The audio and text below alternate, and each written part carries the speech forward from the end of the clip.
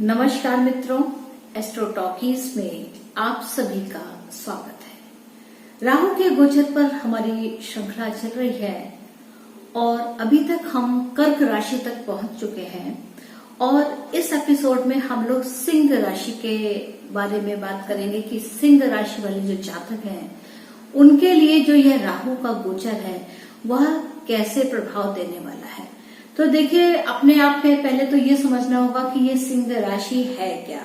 तो देखिए, सिंह राशि अगर हम नंबर वाइज देखते हैं तो ये 5वें नंबर की राशि होती है और यह जो राशि है इस राशि के स्वामी सूर्य देव है। तो ये एक बहुत ही इम्पोर्टेंट, बहुत ही महत्वपूर्ण और इस राशि के प्रभाव के बिना कोई भी कार्य संपन्न नहीं है। यानी कि सिंह राशि जिसके स्वामी सूर्य हैं वह अति महत्वपूर्ण होते हैं, क्योंकि सूर्य के बिना जगत की कल्पना करना असंभव है। तो यहाँ पर क्या है कि यहाँ पर सूर्य बहुत ही महत्वपूर्ण हो जाते हैं, क्योंकि इनकी जो राशि है के स्वामी है वह सूर्य देव है। और अगर हम 12 राशियों को देखते हैं तो इन 12 राशियों में से सिर्फ एक ही ये ऐसी राशि है जो सूर्य के द्वारा संचालित होती है। यानी कि कितनी ही महत्वपूर्ण राशि है, बहुत ही विशेष महत्व रखती है, क्योंकि इसके जो स्वामी है वह सूर्य देव है। अब कल्पना कीजिए कि मान लीजिए कि सूर्य का प्रकाश हो ही ना हो, हर समय बादल छाए रहे या सूर्य कहीं लुप्त हो जाए, तो क्या इस पृथ्वी पर वह जीवन संभव होगा? इसका आपको क्या जवाब मिलेगा? तो इसका जवाब यही होगा कि अगर सूर्य देव नहीं है, यानी कि प्रकाश नहीं है आपके जीवन में, तो कोई भी कार्य संभव नहीं है। तो सूर्य क्या है? सूर्य एक लाइट है, एक काम करने का एक ओज है, जिसके प्रकाश में हम बह करके या प्रकाश का सहारा लेकर के हम अपने कार्य को करते हैं। तो यह सिंह राशि हुई। अब राहु देव की बात करें तो राहु देव महाराज जो है वह 23 सितंबर 2020 से 5:56 पर शाम के समय पर राहु देव महाराज अपनी वायु तत्व की राशि को छोड़ करके वृषभ राशि, जो कि एक स्थिर राशि है, वहां पर आ जाएंगे। तो अब क्या है कि राहु देव महाराज यहाँ पर जो वायु में वो हवाबाजी जिसे कहा जाए, हवाबाजी में कलाबाजियां कर रहे थे, तो वह उन कार्यों में स्थिरता आएगी, क्योंकि जो ये वृषभ राशि है ये स्थिरता प्रदान करने वाली राशि है। तो राहु देव महाराज ये जो उनका चंचलपन है, जो बढ़ा चढ़ा के हिलते डुलते और बढ़ा चढ़ा के ऑरा को क्रिएट करते हुए बढ़ते चले जाते हैं और बड़ा दिखाते चले जाते हैं, तो उस काम में थोड़ी स्थिरता आएगी। अब सिंह राशि वाले जो जातक है उनके लिए यह जो गोचर है वह किस भाव से संबंध करेगा? तो जो सिंह राशि वाले जो जातक हैं इनके लिए यह जो गोचर है उनके 10वें भाव से होकर के निकलेगा। 10वां भाव क्या है? 10वां भाव आपके कैरियर का भाव है। आपके जो सोशल स्टेटस में आप जो कार्य करते हैं उसका जो दिखावा है यह उस चीज का भाव है कि समाज आपके इस व्यक्तित्व को कैसे देखता है। तो जो 10वां भाव है वो आपके सोशल स्टेटस को कंप्लीटली दिखाता है कि आप वहां पर क्या करते हैं। तो इस प्रकार जब ये 10वें भाव में राहु का गोचर आरंभ होता है तो आपके कैरियर के क्षेत्र में या आपके पिता के जो घर है या पिता का जो परिवार है उस क्षेत्र को लेकर के आपको उसके प्रभाव दिखाई देंगे। अब राहु देव की जो क्षमता है, राहु देव की क्षमता तो 18 महीने इस भाव को प्रभावित करने वाली, यानी कि कैरियर, पिता से संबंधित संपत्ति अथवा उनका परिवार, आपके पिता के जो आपके रिश्तेदार हैं उनसे बोलने का जो तरीका है, उनसे बात करने का जो तरीका है, उस पर यह प्रभाव डालेंगे। अब प्रभाव कैसा होगा? प्रभाव होगा कि जो राहु देव महाराज हैं वह चूंकि मृगशिरा नक्षत्र से होके जब इस समय प्रवेश लेंगे उस समय पर यह मृगशिरा नक्षत्र में होंगे और समय के साथ साथ ये आगे अपनी यात्रा को आरंभ करेंगे। तो इस प्रकार यह राहु देव का यहाँ पर गोचर रहेगा। तो सर्वप्रथम क्या है, राहु देव जब 10वें भाव में आए तो उन्होंने सबसे पहले आपके कैरियर के क्षेत्र को प्रभावित किया, आपके पिता की फैमिली को प्रभावित किया। अब यहाँ से यह दृष्टि संबंध करेंगे। तो जो दृष्टि संबंध है, अगर हम 5वें भाव की दृष्टि देखते हैं तो जो पंचम दृष्टि है वह आपके षष्ठ भाव पर जाती है। षष्ठ भाव क्या है, षष्ठ भाव में जो राहु देव के परिणाम है वह राहु देव के लिए विशेष फलदायी होते हैं। यानी कि रोग ऋण शत्रु के ऊपर पूर्ण रूप से प्रभाव रहना, और ये मान के चलिए कि रोग ऋण शत्रु पर आपका वर्चस्व प्रभावी रहेगा। यानी कि शत्रु आपका कुछ नहीं कर सकेंगे। रोग ऋण में आपको आराम मिलने की बात है।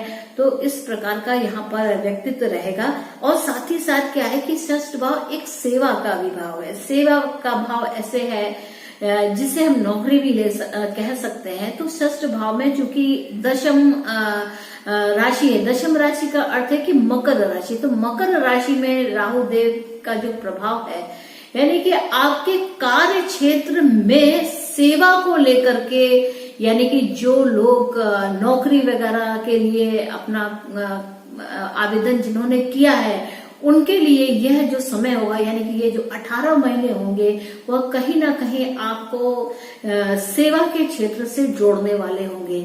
और कोर्ट केसेस की अगर बात कहें तो देखिए यहाँ पर राहु के चूंकि विशेष फल मिलते हैं, यानी कि राहु यहाँ पर विजयी रहते हैं, क्योंकि यह एक उपचय भाव भी है और एक त्रिक भाव भी है।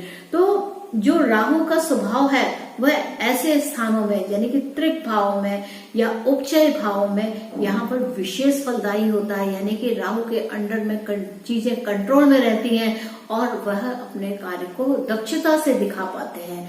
यानी कि अगर कहा जाए तो अगर इसके लिए कुछ मैनिपुलेशन भी करना पड़े तो राहु इसमें मैनिपुलेशन करने में भी नहीं हिचकते हैं और अपने कार्य को बना लेते हैं। तो ये इनकी पंचम दृष्टि के माध्यम से छठे भाव पर प्रभाव हुआ। अब अगर हम सातवीं दृष्टि से भाव देखें तो सातवीं जो दृष्टि है वह चौथे भाव में पड़ती है, जहां पर कि वृश्चिक राशि है। वहां ऑलरेडी पहले से केतु बैठे हुए हैं, यानी कि कहीं ना कहीं एक आपको डिस्प्लेसमेंट, यानी कि अपने क्षेत्र से जहां आप रहते हैं, जिसको हम ट्रांसफर्स भी कह सकते हैं। तो इस प्रकार की अगर आप किसी नौकरी में है, सेवारत है, कहीं कार्यरत है और आप इस समय पर अगर आप ट्रांसफर लेने के इच्छुक हैं तो यह समय आपके लिए लाभदायी हो सकता है। तो यह स्थिति है सप्तम दृष्टि के माध्यम से। और अगर हम इनकी नवम दृष्टि देखें तो नवम जो दृष्टि है वह द्वितीय भाव में पड़ रही है। द्वितीय भाव में यहाँ पर कन्या राशि है, और कन्या राशि क्या है, बहुत ही अगर देखा जाए तो बुध से प्रभावित है, काफी एनालिटिकल है, काफी चतुराई से काम करने वाली है। और उस पर राहु देव की दृष्टि के माध्यम से होना, यानी कि द्वितीय भाव में आपके वाणी का जो भाव है, यानी कि सोच समझकर बोलना, यह बहुत ही आवश्यक हो जाता है कि आप अपनी कोई भी जो बातचीत करने का तरीका है उस पर निश्चित रूप से आप ध्यान रखें और अपनी वाणी पर थोड़ा कंट्रोल करके बोले, क्योंकि आप जैसा बोलेंगे उसका जो प्रभाव आएगा वह क्या आएगा कि वह सीधा का सीधा आपके अष्टम भाव पर प्रभाव पड़ेगा, जहां पर कि मीन राशि। तो कहीं ना कहीं जो उसका फल है वो कुछ निगेटिविटी से भी हो सकता है, क्योंकि मीन राशि में राहु की दृष्टि होना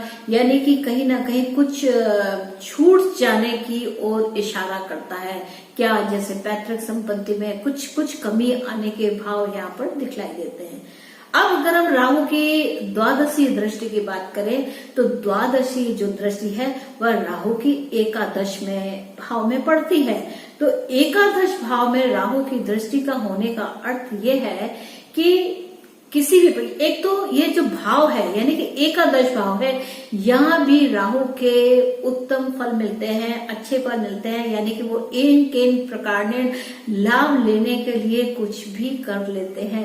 तो इस प्रकार यहाँ पर अगर हम कहें तो राहु का व्यक्तित्व हमें दिखाई देता है। तो इस प्रकार राहु को अगर हम केवल देखते हैं तो राहु देव एक स्थान पर बैठे, यानी कि आपके दसम भाव, आपके कैरियर के भाव में देखे बैठे, तो इन्होंने वहां से आपके सेवा के भाव को देखा, आपके जो आपका घर है या आपकी जो भूमि है वहां पर उन्होंने प्रभाव देखा, आपके बैंक बैलेंस, आपकी वाणी के भाव को उन्होंने देखा, साथ ही लाभ को भी देखा।